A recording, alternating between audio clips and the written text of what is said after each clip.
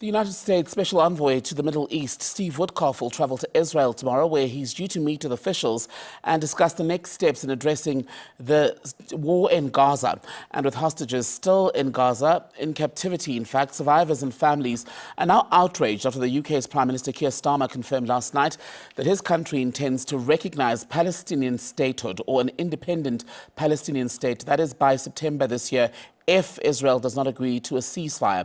Now, to date, more than 60,000 Palestinians have been killed in Israeli attacks on the Gaza Strip. It followed the armed group Hamas's attack on Israel, which killed more than 1,000 people. The group also took over 200 other people hostage. At the moment in Gaza, there's pressure on Israel to ease its blockade further on the delivery of food, medicine and other supplies as Palestinians die of hunger.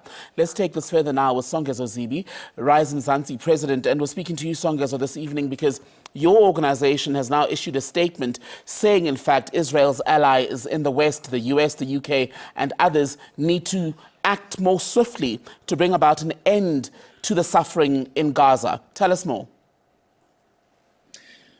Good evening, Tembegile, and thank you very much for having me. So in short, the Israeli government gets both economic and military aid from the United States primarily, but also from the UK and several European countries who sell them weapons and also cooperate with them economically.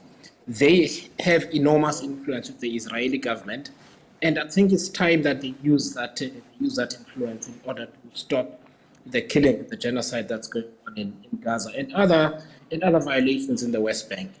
Saying you'll recognize a Palestinian state should not depend on whether there is a ceasefire or a cessation to the operation itself, to the military action itself. It should be something that is being done as a matter of international law. And do you think then comments like what Keir Starmer said last night around the possible recognition of an independent state for Palestinians will apply enough pressure on the Israeli government to come around the table on the issue of a ceasefire? Because at this stage, even when the French announced a similar move at the end of last week, what they got, in fact, from some leaders in Israel was more condemnation than a willingness to say, all right, we'll agree to a truce if these are your conditions. Look, the current Israeli government is not exactly reasonable, and I'm putting it mildly. So it doesn't help to make these platitudes, which we refer to in our statement, to say that you threaten to recognize a Palestinian state. There are certain tangible actions that all of these governments can do, and that is, for instance, to make a policy decision to stop shipping weapons and other forms of aid to the Israeli government until it starts doing the right thing. If they don't have the weapons, they can't do the killing. You can't supply weapons and then threaten something that is totally ineffectual in as far as stopping the killing is concerned. But ultimately, it is Washington, the United States, the White House specifically, that carries the most, if you will, favor or sway, or has the ear of the government of Benjamin Netanyahu, the Israeli prime minister. So would it be fair to say that until Washington indicates that it has support or is giving support to the moves made by the French and the Brits in the last few days, ultimately there's a very high possibility that nothing will move in this part of the Middle East?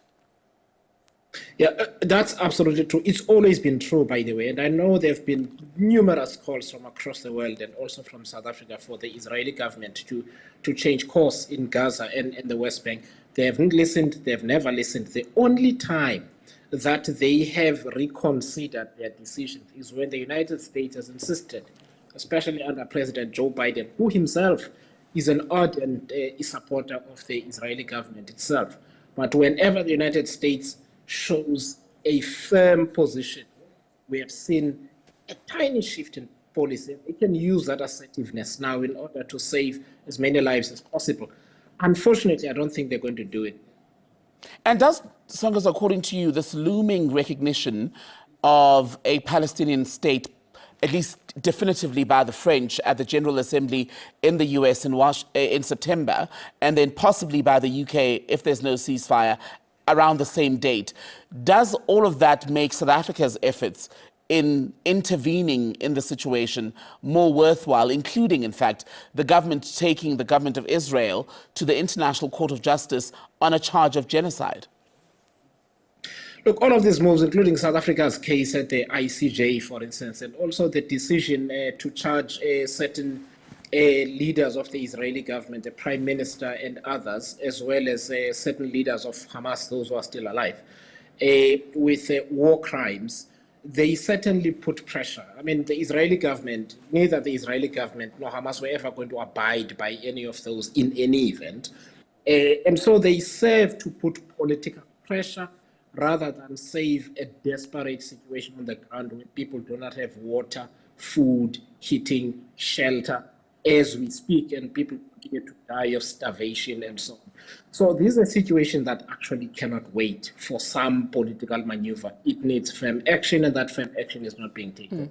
So we're getting some movement out of the Arab states or the Muslim majority countries now, the likes of Qatar, Egypt, Saudi Arabia, all calling on Hamas to disarm. Do you think that would help to make clearer the path to a ceasefire? Look, Thembekile, the reality is that none of these countries have ever really cared all that much, by the way. I mean, if all of them wanted to make a difference and put an end to the situation, they would have. It's a bit late in the day. I mean, I'm not saying they shouldn't make the call, but it's really a bit late in the day. The Qataris have got significant influence on the situation. They seem to have not exercised because they like to play all sides. They've got close dealings with the US, close dealings with the Iranians, close dealings with the Israeli government, and so on. And so they play all sides in a sort of quasi-multi-dimensional diplomatic roles. So they never take a firm stand, and neither do the other countries in the Gulf in any event. So I don't place much weight on what they say, to be honest with you. And it's interesting when you hear this call from these countries in the Middle East for Hamas to disarm, because one of the Israeli demands in the repeated on and off ceasefire negotiations, some of it hosted in Doha, the capital of Qatar, has been a demand, for example, to have a Gaza that operates, that runs without Hamas. But given that no one even knows the size of the armed group, how many people are members, etc., the ideology also holding firm, spurred on, once again, by the Israeli blockade of the Strip, etc., and the settler violence against Palestinians in the West Bank also playing a role in some of the anger there. Can there ever be a Gaza that does not have Hamas?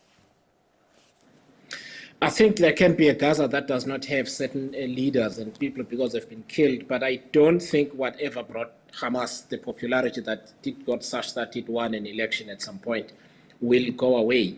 And also to the extent that there'll still be any people that are alive in any event, because given the extent of the killing and the starvation and so on, I don't know how much fighting capacity Hamas says. I saw a call by several prominent Israeli citizens for the Israeli government to end all military operations, particularly, at least from their perspective, that if one of the purposes is to rescue the hostages, well, there won't be any hostages left to find if the whole place has been flattened by bombing. So Thembekile, I honestly don't know the size of Hamas, whether it is still worth anything. What is clear is that you've got people like the Security Minister Ben-Gvir, who says we need to kill everybody there and wipe out the entire place. Now, that sort of genocidal talk says that it is not possible to expect out of the situation any reasonable action from the Israeli government in any event.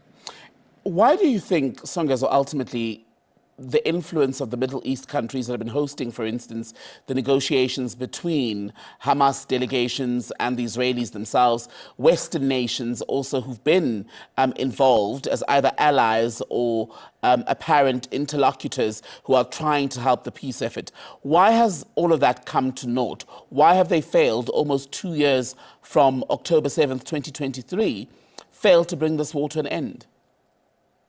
Thembekile, I don't know. I'm not involved in those conversations. I am asking myself the same question. What is clear is that there does not appear to be the level of seriousness and urgency from all those involved to save the lives of people who don't have guns in their hands, the children, the women, the normal male civilians who are trying to survive, the academics, the students, and so on, because that is what has happened over time. And I think if we placed humanity and compassion at the center of the negotiations, then you'd begin to see a difference. Unfortunately, I think what takes place is geopolitical gamesmanship that has got calculations far beyond the situation itself, and that is why you don't see anybody moving forward with any purpose. Songezo Zibi, leader of Rise Mzansi, good to have your time on the SABC. Thank you.